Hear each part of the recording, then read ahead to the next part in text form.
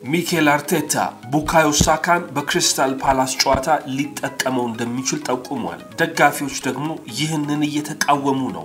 ምክንያታቸው ምን ይሆን እንመለከተዋለን። ፓሪስ ሳን-ዠርማን ከአርሰናል ፈታኝ ጨዋታው አስቀድሞ ከሜዳ ውጪ አዲስ ክብረ ወሰንን አውሮፓ ላይ ያሻሽሏል። ለአርሰናል ጨዋታ ትልቅ መልእክትም አስተላልፏል። እናየዋለን። ፔፕ ጓርዲዮላ ባንድ ምሽት በደስታም በብስጭትም ሲያብድ ተመልክተናል። ትላንትና አስቶን ቪላን በሜዳቸው 2-1 አሸንፈዋል። ስለዚህ ጨዋታ ጥቂት እንመለከታለን። እንደተለመደው ላይክ በማድረግ መረጃዎቻችንን እንድታደምጡ ጋብዛለሁ። ሰብስክራይብ ያላደረጋችሁ ሰብስክራይብ በማድረግ ቤተሰባችን ሁኑ። በቀጥታ ወደ ጉዳዮቹ የአርሰናል ደጋፊዎች በሚኬል አርቴታ አስተያየት እየተደሰቱ አይደለም። ስፔናዊው የአርሰናል አለቃ ሚኬል አርቴታ ከክሪስታል ፓላስ ጨዋታ አስቀድሞ ትላንትና በሰጠው ጋዜጣዊ መግለጫ ቡካዮ ሳካ በፓላሱ ጨዋታ የመሰለፍ ዕድል እንዳለው ጠቁሟል። ቡካዮ ሳካ ከኢፕስዊች ታውን ጋር በነበረ ጨዋታ ጉዳት እንደገጠመው ይታወሳል። ሚኬል አርቴታ ስለዚህ ተጫዋች በሰጠው አስተያየት በልምምድ ወቅት የሚያሳየውን መጠበቅና መመልከት አለብን፣ ነገር ግን ከባድ ጉዳት አይደለም የገጠመው ሲል አረጋግጧል። ሚኬል አርቴታ የተጫዋች በክሪስታል ፓላሱ ጨዋታ የመሰለፍ ትልቅ ዕድል አለው በማለትም ገልጿል። ይሄ ሐሳቡ ለአርሰናል ደጋፊዎች የሚዋጥ አልሆነም። ነገሩ ባበቃለትና ዋንጫው በተረጋገጠበት ውድድር እንደ ቡካዮ ሳካ ያሉ ተጫዋቾችን ማሰለፍ ሪስክ እንደሆነ የአርሰናል ደጋፊዎች ያምናሉ። በኢፕስዊች ታውን ጨዋታ ጭምር ቡካዮ ሳካ መሰለፍ አልነበረበትም እያሉ ይገኛሉ። በዚያ ጨዋታ ሚኬል አርቴታ ማርቲን ኦዴጋርድን ሙሉ ጨዋታውን ተጠቅሞታል። ዴክላን ራይስን የተወሰነ ረፍት እንዲያገኝ ቀይሮ ሲያስወጣው ቡካዮ ሳካም 57ኛው ደቂቃ ላይ ተቀይሮ ወጥቷል። የፕሪሚየር ሊግ ዋንጫ ወደ ሊቨርፑል መሄዱ የተረጋገጠለት ይመስላል። ታዲያ ለእንደነዚህ ያሉ ትርጉም አልባ መርሃ ግብሮች ለምን ሚኬል አርቴታ ቡካዮ ሳካንና ሌሎች የቡድኑን ወሳኝ ተጫዋቾች ከቻምፒየንስ ሊጉ የግማሽ ፍጻሜ ፍልሚያ አስቀድሞ ለምን ሊጠቀም ይወስናል እያሉ የመድፈኞቹ ደጋፊዎች ተቃውሟቸውን እያሰሙ ነው። ሚኬል አርቴታ በዚህ የክሪስታል ፓላስ ጨዋታ የ4 እና የ5 ተጫዋቾች ለውጥ ሊኖር እንደሚችል ግን አስቀድሞ ገልጿል። የአርሰናል ደጋፊዎች ሚኬል አርቴታ በዚህ ጨዋታ ላይ ሪስክ መውሰድና እነዚህን ወሳኝ ተጫዋቾች ማሰለፍ አለበት? ኮሜንት ላይ ሐሳባችሁን አጋሩ።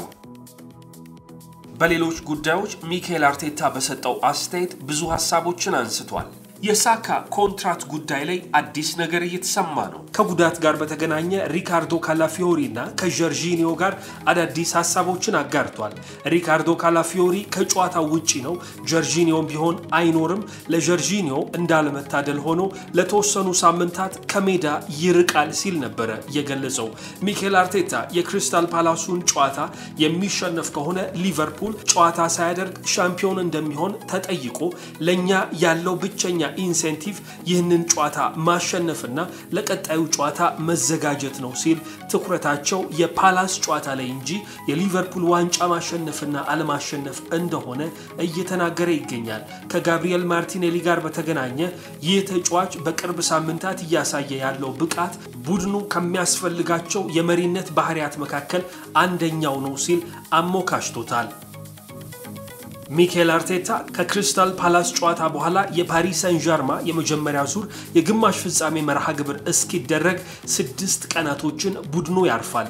ከዚህም ጋር በተገናኘ ለተነሳለት ጥያቄ ተጫዋቾች ብዙ ደቂቃዎችን እያደረጉ ነው የሚገኙት፣ አንዳንድ ጊዜ ረፍቶች ሲገኙ በጣም ጥሩ ናቸው፣ ደግሞ በዚያ ላይ የቡድን ስብስቡ በጉዳት እየተመናመነ ስለሆነ ረፍት መኖሩ ጥሩ ዜና ነው ሲል ነበር የተናገረው።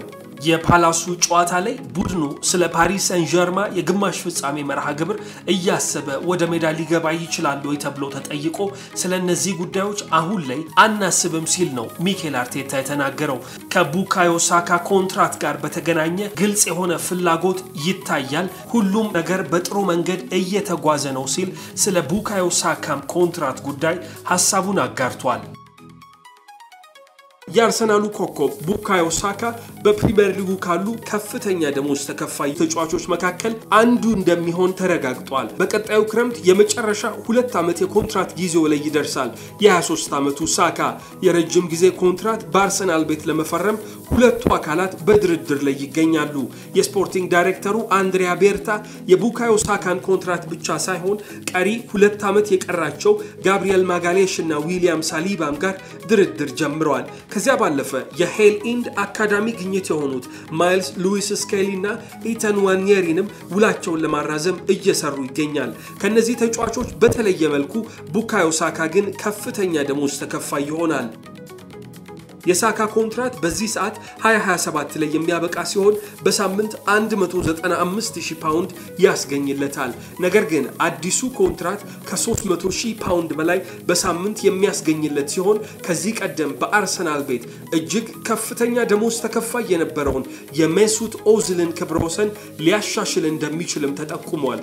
ዘንድሮ በ30 ጨዋታ 11 ጎልና 14 አሲስት ያስመዘገበው ቡካዮ ሳካ ይህ ከፍተኛ ደሞዝ ይገባዋል ብላችሁ ታስባላችሁ ወይስ ደግሞ ተጋኗል ትላላችሁ? የአርሰናል ደጋፊዎች ሐሳባችሁን አጋሩን። ትላንትና በፈረንሳይ ሊግ ፓሪስ ሰን ዠርማ ከአርሰናል ፈታኝ ቻምፒየንስ ሊግ ጨዋታው አስቀድሞ ከኖንት ጋር ጨዋታውን አድርጓል። ፓሪስ ሰን ዠርማ የሊግ ሻምፒዮን መሆኑን አስቀድሞ ያረጋገጠ ክለብ ነው። ይህ ቡድን በሊጉ የ23 ነጥብ ልዩነትን ከተከታዩ ኦሎምፒክ ደ ማርሴይ ጋር መፍጠር ችሏል። 14ኛ ደረጃ ላይ የተቀመጠው ኖንት ግን ለፓሪስ ሰን ዠርማ ትላንትና ከባድ ፈተና ሆኖበታል። እስካሁን በውድድር ዓመቱ በሊግ አንድም ሽንፈት ያልገጠመው የሉዊስ ኤንሪኬ ቡድን ትላንትና ተፈትኖም ቢሆን አንዳቻ በሆነ ውጤት ከሜዳው ውጪ ጨዋታውን አጠናቋል። ለፓሪስ ሰን ዠርማ ቪቲኒያ አስቀድሞ ጎል አስቆጥሮ ነበር። ነገር ግን 83ኛው ደቂቃ ላይ ለኖንት ዳግላስ አጉስቶ ጎል በማስቆጠር ቡድኑን አቻ ማድረግ ችሏል። በዚህ ጨዋታ ፓሪስ ሰን ዠርማ ሊሸነፍ የሚችልበት እድል ተፈጥሮ ነበር። ጆን ሻርለስ ካስቴሌቶ እጅግ አስገራሚ ኳስን ማግኘት ቢችልም ነገር ግን ጃሉጂ ዶናሩማ ጎል እንዳይቆጠር አድርጎ አምክኖታል። በዚህ ጨዋታ ፓሪስ ሰን ዠርማ አዲስ ክብረ ወሰን ማስመዝገብ ችሏል። 39 ከሜዳ ውጪ ያሉ የሊግ ጨዋታዎችን ባለመሸነፍ ኤሲ ሚላን ከ1991 እስከ 1993 ይዞት የነበረውን ክብረ ወሰን ተጋርቶ ወጥቷል። ባለፉት 39 የሜዳ ውጪ የሊግ ጨዋታዎች ፓሪስ ሰን ዠርማ 30ውን ሲያሸንፍ በ9ኙ ደግሞ አቻ ተለያይቷል። ይህ ከሜዳ ውጪ ከኖንት ጋር የተመዘገበው ውጤት ለአርሰናል መልእክት የተላለፈበት እንደሆነ በርካቶች እየገለጹ ይገኛሉ። ፓሪሳውያኑ የመጀመሪያ ዙር ጨዋታቸውን ኤምሬትስ ስታዲየም ላይ ምን አይነት ውጤት ሊያስመዘግቡ ይችላሉ? ኮሜንት ላይ ሐሳባችሁን አጋሩን። ማንቸስተር ሲቲ በእንግሊዝ ፕሪሚየር ሊግ ተጠባቂ ጨዋታ ኤቲሃድ ስታዲየም ላይ ከአስቶን ቪላ ጋር የነበረውን መርሃ ግብር 2-1 በሆነ ውጤት አሸንፏል። በዚህ ጨዋታ በርናርዶ ሲልቫ አስቀድሞ ጎል አስቆጥሯል። አስቶን ቪላን አቻ ያደረገ ኳስ ማርከስ ራሽፎርድ በፍጹም ቅጣት ምት አስቆጥሮ ነበር። ነገር ግን በጨዋታው መጠናቀቂያ ሰዓት በ94ኛው ደቂቃ ማቲዮስ ኑኔስ ፔፕ ጓርዲዮላን ያሳበደች ጎል ማስቆጠር ችሏል። በዚህ ጨዋታ ፔፕ ጓርዲዮላ በብስጭት ሲጦፍ ተመልክተናል። የአስቶን ቪላ ያቻነት ጎል ጃኩብ ራምሴሊ የተሰራ ጥፋት ነበር ፍጹም ቅጣት ምት የተሰጠው። ፔፕ ጓርዲዮላ ግን ሩበን ዲያስ ፍጹም ቅጣት ምት ለማሰጠት የሚሆን ጥፋትን አልሰራም ሲል ተመልክተናል። ከዚያ ባለፈ በጨዋታው እጅግ አኒሜትድ ሆኖ ውጤቱን ሲጠብቅና ቡድኑን ሲያነሳሳም ነበር። በዚህ የውድድር ዓመት ከ3ኛ እስከ 7ኛ ያሉ ክለቦች በ4 ነጥብ ብቻ ተለያይተው ተቀምጠዋል። ፔፕ ጓርዲዮላ ትላንትና ማንቸስተር ሲቲ በማሸነፉ 61 ነጥቦችን ይዞ 3ኛ ደረጃ ላይ ሊቀመጥ ችሏል። ይህም ማለት በቀጣይ የውድድር ዓመት የቻምፒየንስ ሊግ ተሳትፎን ለማረጋገጥ የተሻለ ቦታ ማለት ነው። ከአርሰናል በ5 ነጥብ ርቀዋል። ከመሪው ሊቨርፑል ደግሞ በ18 ነጥብ ተንሸራተዋል። ኖቲንጋም ፎረስት 60 ነጥብ ይዞ 4ኛ ነው። ኒውካስል ዩናይትድ በ58 ነጥብ 5ኛ፣ ቼልሲ በ57 6ኛ፣ አስቶን ቪላ በ57 7ኛ ላይ ተቀምጠዋል። ከአንደኛ እስከ አምስተኛ ያሉ ክለቦች በቀጥታ የቻምፒየንስ ሊግ ተሳትፎን ማረጋገጥ ይችላሉ። ለዚህ ነው ፔፕ ጓርዲዮላ ከጨዋታው አስቀድሞ ይህ ጨዋታ ለኛ የፍጻሜ ጨዋታ ነው፣ ደጋፊዎች እባካችሁ በመምጣት ደግፉን አግዙን ሲል መልእክቱን ሲያስተላልፍ የነበረው። ማንቸስተር ሲቲ አስቶን ቪላን 15 ተከታታይ ጊዜ በሊግ ጨዋታ ኤቲሃድ ስታዲየም ላይ ገጥሞ አሸንፏቸው ወጥቷል። ስፔናዊው አለቃ ከጨዋታው መጠናቀቅ በኋላ በሰጠው አስተያየት ይህ የውድድር ዓመት እጅግ መጥፎ የውድድር ዓመት ነው፣ የኤፍኤ ካፕ ፍጻሜ ደረስን ወይ ደግሞ የቻምፒየንስ ሊግ ቦታን አረጋገጥን ምንም ትርጉም የለውም፣ እውነታው በጣም መጥፎ የሚባል የውድድር ዓመት ማሳለፋችን ነው ሲል ነው የገለጸው። አሁንም ይህ የፔፕ ጓርዲዮላ ቡድን የኤፍኤ ካፕ ዋንጫን የማንሳት እድል ቢኖረውም ፔፕ ጓርዲዮላ ግን የውድድር ዓመቱን ከመውቀስና ከመተቸት አላዳነው። የቀድሞ የማንቸስተር ዩናይትድ አንጋፋ ተጫዋች ሮይ ኬን በፔፕ ጓርዲዮላ አስተያየት ተገርሟል። ፔፕ ጓርዲዮላ ትንሽ ጨከን ብሏል በማለት ሐሳቡን ለስካይ ስፖርት ሰጥቷል። ከውጤት ጋር በተገናኘ በስፔን ላ ሊጋ ባርሴሎና ማዮርካን 1-0 በሆነ ውጤት አሸንፏል። ዳኒ ኦልሞ ብቸኛውን ጎል ለባርሴሎና አስቆጥሯል። የሃንዚ ፍሊክ ቡድን በደረጃ ሰንጠረዡ ከሪያል ማድሪድ በ7 ነጥብ ከፍ ብሎ ለመቀመጥ ችለዋል። ከኮፓ ዴል ሬይ የፍጻሜ ጨዋታ አስቀድሞ በተደረገው በዚህ መርሃ ግብር ባርሳዎች እጅግ አስፈላጊ የሚባል 3 ነጥብ ይዘው መውጣት ችለዋል። ሸጋ ስፖርትን ስለተከታተላችሁ እጅግ እናመሰግናለን። ሰብስክራይብ በማድረግ ቤተሰብ መሆን እንዳይዘነጋ፣ የኖቲፊኬሽን በተኑን በማብራት አዳዲስ ኮንቴንቶች ሲዘጋጁ እንዲደርሳችሁ አድርጉ። ሰላም